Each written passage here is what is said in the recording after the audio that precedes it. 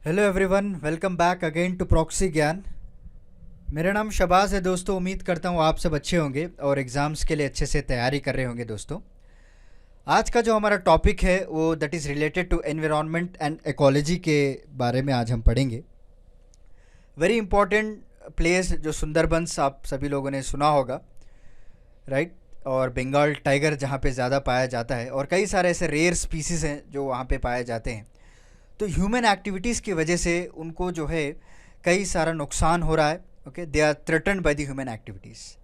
तो इस लेक्चर में हम देखेंगे कि क्या हो रहा है, किस तरह से इसको हम रोक सकते हैं और क्या क्या इम्पैक्ट पड़ने वाला है। ये सारा कुछ हम इस लेक्चर में आपको बताऊंगा। वेरी इंपॉर्टेंट पॉइंट है क्योंकि एग्जामिनेशन पॉइंट ऑफ व्यू से सारे चीज़ें जो है पूछ सकते हैं आपको। यूपीएससी मेंस आंसर राइटिंग में हो गया या फिर एमसीक्यू क्वेश्चंस में हो गया, तो आपको डायरेक्टली क्वेश्चंस आने के बहुत सारे चांसेस हैं। तो चलिए बिना किसी देरी किए मैं इस लेक्चर को शुरू करता हूं। तो बिफोर वी प्रोसीड मैं आपको एक अपडेट देना चाहता हूं कि अगर आपको कोई भी एग्जामिनेशन के रिलेटेड काउंसलिंग चाहिए, आप हमारा वेबसाइट है www.proxygan.com, वहां पे विजिट कीजिए, सारी जानकारी आपको मिल जाएगी। अपने टाइम और रिक्वायरमेंट के हिसाब से आप अपने सेशन को बुक कर सकते हैं दोस्तों। So let's start. So before we proceed मैं आपको एक जानकारी देना चाहता हूँ, क्योंकि यूनाइटेड नेशन ने इस 2011 से लेकर 2020 तक ये जो 10 साल का जो टाइम पीरियड है उसको उन्होंने United nation decade on biodiversity declare किया था दोस्तों। वेरी इंपॉर्टेंट पॉइंट है, नोट इट डाउन। कई बार एग्जामिनेशन में पूछा भी गया है, ठीक है। और उसके बाद से कई सारे लोगों में एक अवेयरनेस, एक जागरूकता आने लगी है कि जो बायोलॉजिकल डाइवर्सिटी है, कि जो भी वेटलैंड्स हो, जो भी मैंग्रोव हैबिटेट्स हो, राइट, जो भी इकोसिस्टम हो, वो एक इम्पॉर्टेंट रोल प्ले करता है for human wellbeing and local livelihoods. ऐसा नहीं कि सिर्फ वहाँ पे कई सारे जानवर पाले जाते हैं या फिर उनका हैबिटेट होता है, बट कई सारे ऐसे लोकल विलेजर्स होते हैं, कई सारे ऐसे ट्राइबल एरियाज़ होते हैं जो डायरेक्टली उनका लाइवलीहुड इन एरियाज़ के ऊपर डिपेंड रहता है। क्लियर? इसीलिए तो गवर्नमेंट कई सारे स्कीम्स लेकर आती है, राइट, अंडर फॉरेस्ट प्रोड्यूस के नाम पे, और उनको कई सारे कंसेशंस भी प्रोवाइड किए जाते हैं। But anyhow, this biological diversity plays a important role in the ecosystem for the human beings well-being as well as the local livelihoods also. Next, so despite अभी अगर आप देखेंगे तो ऐसा नहीं है कि हम लोगों ने सिर्फ हाथ पे हाथ डाल के धरे बैठे हैं, बट कई सारे एफर्ट्स नेशनली भी किए गए और इंटरनेशनल भी किए गए, इसमें एक्चुअली मेंशन नहीं है। So in order to motivate the people so that कि वो बायोडाइवर्सिटी कंजर्वेशन में हाथ बढ़ाए। ओके, जो जिस तरह से क्लाइमेट चेंज हम लोगों को देखने को मिल रहा है, जो इम्पैक्ट पड़ रहा है, आप सभी लोग देख सकते हैं किस तरह से फॉरेस्ट फायर्स हो रहे हैं, राइट, और वेटलैंड जो है वो डिटीरिएट हो जा रहे हैं और कई सारे अनसीजनल माइग्रेशंस हो रहे हैं, राइट। और इसकी वजह से क्या है, आपको कंटिन्यूस लॉस ऑफ बायोडाइवर्सिटी देखा गया है। मेनली अगर आप देखेंगे तो इंडियन सुंदरबंस पर जो सेटलमेंट जोन्स हैं आसपास के, तो वहाँ पे एरिया पे लॉस ऑफ बायोडाइवर्सिटी देखने को मिले हैं, even though we have made many efforts.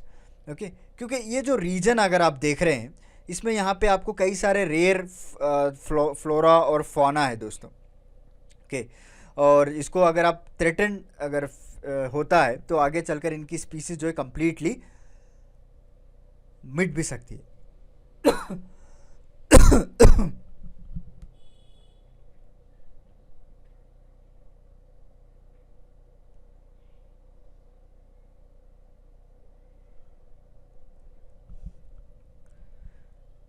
तो इसीलिए नेशनली और इंटरनेशनली कई सारे एफर्ट्स किए जा रहे हैं ताकि जो उनकी इंटीग्रिटी है, उनकी कॉम्प्लेक्सिटी है, उसको बरकरार रख सकें और उनका जो हैबिटेट है वो मिटने से हम बचा सकें, राइट। जैसे कि आप इमेज पे भी देख पा रहे हैं, the small patches of the mangroves are being lost gradually. धीरे धीरे धीरे उनका जो हैबिटेट है जो मैंग्रोव्स का, वो भी they are losing it. Okay, and due to the many activities, क्योंकि क्या होता है अभी वहाँ पे कोस्टल एरियाज़ पे कई सारे डेवलपमेंट एक्टिविटीज़ को कैरी आउट कर रहे हैं। Okay, so but anyhow we have to maintain the balance between the infrastructure and between the ecosystem, क्योंकि जो कोस्टल डेवलपमेंट किया जा रहा है फॉर शॉर्ट टर्म गेन्स, वो कहीं ना कहीं उसका इम्पैक्ट आपको देखने को मिल रहा है। तो आगे चलकर अगर इसी तरह कंटिन्यू रहा तो एक दिन ऐसा आएगा कि वो हमेशा हमेशा के लिए मिट जाएंगे, राइट। तो उसको बचाना हमारी जिम्मेदारी है। And there is a loss of small, relatively small patches of mangrove. इसकी वजह से क्या है, जो लैंड है अपना जो स्ट्रेंथ है वो भी खो रही है। अगर जो मैंग्रोव्स की एक क्या बोलते हैं स्पेशलिटी क्या है, वो पानी को अपने आप के अंदर जो है ज़्यादा से ज़्यादा ऑब्जर्व कर सकती है। इसकी वजह से क्या है, जो सुनामीस हो गया, कई सारे ऐसे अर्थक्वेक्स हो गया, उसको स्टेबलाइज कर सकती है। अगर आप लार्ज स्केल में डिफॉरेस्टेशन करना शुरू कर देंगे ना, then it will not only cause a threat to flora and fauna, it will also cause threat to the आसपास के जितने भी विलेजर्स हैं, जितने भी लोग रहते हैं, उनके पर भी एक थ्रेटन है। क्योंकि जब हैबिटेट्स इनकी मिटा देंगे आप, जो मैंग्रोव्स को कम्प्लीटली मिटा देंगे, तो जो वाटर स्टोरिंग कैपेसिटी है वो चले जाएगी। ओके, सॉइल कितना बोल के ऑब्जर्व करेगा, जितना उसकी कैपेसिटी उतना ऑब्जर्व करेगा, बाकी का वो बाहर फेंक देगा। बट मैंग्रोव्स के पास इतना ताकत है कि वो ज़्यादा से ज़्यादा पानी अपने अंदर रोक सकती है। अगर उसको आप हटा देंगे तो सारा पानी आ जाएगा, बाढ़ आ जाएगी, फ्लड्स आ जाएंगे, सुनामी आ जाएगा, राइट। लोगों को भी नुकसान पहुंच सकता है, उसके साथ साथ जो भी रेयर स्पीसीज हैं, फ्लोरा एंड फॉरा, वो भी थ्रेटन हो सकता है। And this continued loss of the shoreline mangroves ecosystem has created a fragmented fragile का मतलब है इजीली ब्रोकन होना, ओके, इजीली मिट जाना। उनके जो मूवमेंट आपको डिस्पर्स हो जाएंगे। कई सारे आपने देखा होगा न्यूज़ में, जो साइबेरियन क्रेन्स हो गया, राइट, कई सारे ऐसे डिफरेंट स्पीसीज़ हैं जो पहले एक सीजनल टाइम पे वो आते थे, यहाँ पे माइग्रेट होते थे, बट उनका जो टाइम ऑफ माइग्रेशन है वो भी चेंज हो चुका है। ओके, सारे चीज़ें जो है उनके लिए बैरियर का काम कर रहे हैं दोस्तों। ओके, एंड ये जो लॉस है, ऐसा नहीं कि आप फिर इसको रिवर्स करके फिर वापस ला सकते हैं। It's an irreversible loss of biodiversity. एक बार अगर आपने नेग्लेक्ट कर दिया, अगर एक बार किसी की हैबिटेट वहाँ से चले गई, मिट गई, तो वापस उसको एस्टैब्लिश नहीं कर सकते। Okay, so it is not possible to establish because it's a irreversible loss of biodiversity. And after all this Sundarbans and the coastal mangrove habitats is a hub of the coastal fisheries also. Okay, वहाँ पे aquaculture, pisciculture, shrimp farming, crab farming, कई तरह के जो है काम किए जाते हैं, बिकॉज वहाँ के आसपास के जो लोकल पीपल हैं, they will also depend on that. और उनकी जो लाइवलीहुड है वो रोज़ाना वहाँ पे फिशिंग करके, और जो श्रिम्प फार्मिंग कहते हैं, जो क्रैब फार्मिंग करते हैं, वो मार्केट में वो लोग बेचते हैं, उनकी इकोनॉमी उनके ऊपर डिपेंड रहती है, राइट। उनका जो आमदनी है उसके ऊपर डिपेंड रहता है, वो भी कहीं ना कहीं उनको लॉस फेस करने को मिलेगा अगर इसी तरह कंटिन्यू करेंगे। बिकॉज अगर आप सुंदरबंस की शोर लाइन्स की बात करें, जो पहले वहाँ पे श्रिम्प फार्मिंग की जाती थी और कई तरह के पिसिकल्चर्स होते थे, ओके, वेरी पॉपुलर थे। वहाँ के जो लोकल पीपल का जो इनकम बनाया रहता था, वो भी जो है धीरे धीरे कम होता जा रहा है। उनको वहाँ पे फिशिंग करने की कोई जगह नहीं मिल रही है। जब जगह भी मिल जाए तो वहाँ पे जो श्रिम्प फार्म्स हैं और जो भी फिशरी से जो स्पीसीज उनको चाहिए थे वो नहीं मिल रहे हैं, because they are moving away. उनको जहाँ पे हैबिटेट अच्छा लगेगा, जो अगर आप उनके इकोसिस्टम को डिस्टर्ब कर देंगे by the name of coastal development, तो ऑब्वियसली वो भी मिट जाएंगे और वो भी जो है अपने दूसरे जहाँ पे उनको इको फ्रेंडली रहता है वहाँ पे चले जाएंगे। तो उसकी वजह से क्या होता है, जो लाइवलीहुड भी जो है फ्रीक्वेंटली डिक्रीज़ होना आपको नज़र आएगा। ओके, इसकी वजह से वहाँ के लोगों के इम्पैक्ट भी पड़ेगा। In spite of knowing that mangrove destruction could also have a counter productivity and shrimp industry depends on various ecological services, फिर भी इसको जो है कोई भी मेंटेन नहीं कर रहे हैं और इसी तरह इसको तबाह बर्बाद किया जा रहा है। समझ रहे हैं आप? तो सारे कुछ जानकारी रखते हुए भी मैंग्रोव को डिस्ट्रक्ट कर रहे हैं। Okay, and the building of the dykes. देखिए, डाइक्स का मतलब ये होता है कि लॉन्ग वॉल को बन देना। ओके, एक मोटी दीवार बनी जाती है ताकि वो फ्लड्स को इस तरह से रोका जाए, राइट। सो इसकी वजह से क्या है, for the protection of coastal villages, जो आसपास के जो विलेजेस होते हैं, अगर बाढ़ भी आ जाए तो वो टाइडल अग्रेशंस भी कुछ भी हो जाए तो ये जो लॉन्ग वॉल है जिसे हम डाइक्स कहते हैं, याद रख लीजिए, डाइक्स, ये रोक सकते हैं। Okay, so this is storm बढ़ने की वजह से is another major cause that makes mangrove community across the estuarine shorelines in the settlement region of Sundarbans is most vulnerable targets for destruction.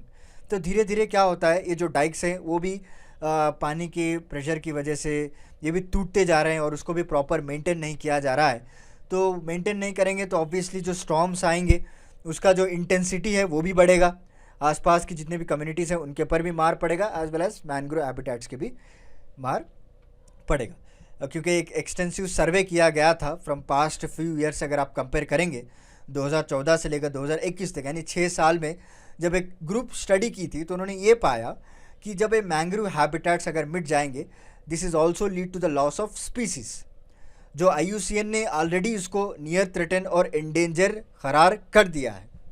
समझ रहे हैं आप? ओके 6 साल के अंदर जब एक स्टडी प्रिपेयर किया गया था, तो वो जो ग्रुप ऑफ रिसर्चर्स हैं उन्होंने ये डिक्लेयर किया, अगर एक बार मैंग्रोव हैबिटेट तबाह हो जाते हैं, उसके साथ साथ कई सारे स्पीसीज़ भी तबाह हो जाएंगे।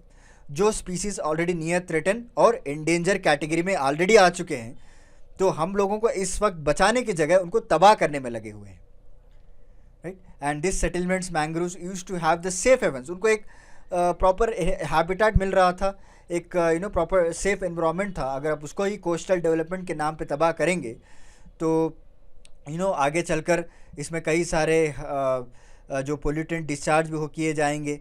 इट ऑब्वियसली नेग्लिजेंस की नाम की चीज़ आ जाएगी दोस्तों लोगों में, ओके।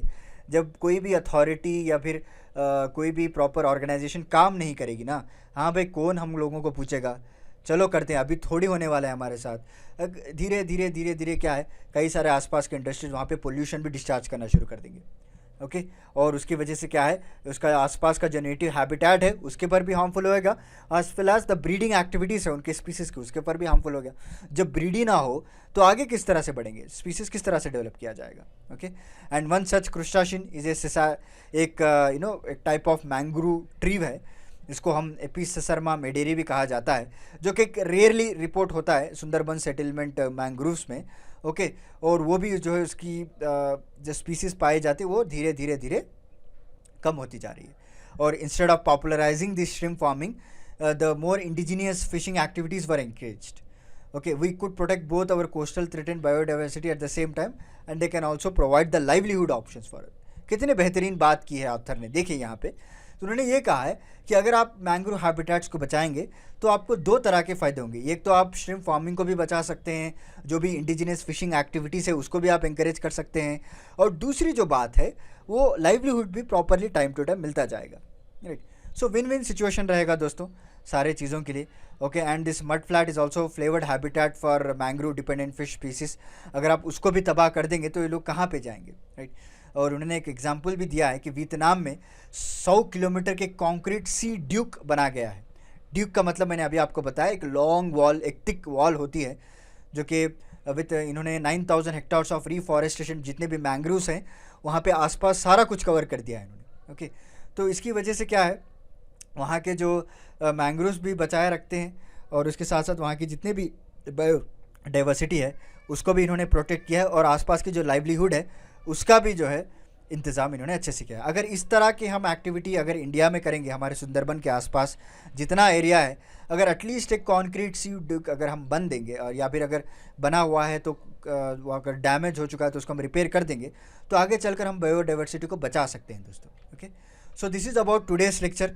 उम्मीद करता हूँ आपको आज का मेरा लेक्चर पसंद आया होगा, ओके। वेरी इंपॉर्टेंट लेक्चर है, आपको इंटरव्यूज़ में पूछ सकते हैं या फिर यूपीएससी मेंस आंसर राइटिंग में भी पूछ सकते हैं। तो चलिए मिलता हूँ मैं आपको अगले लेक्चर के साथ कुछ इंटरेस्टिंग टॉपिक के साथ। तब तक के लिए धन्यवाद। Stay safe and stay healthy.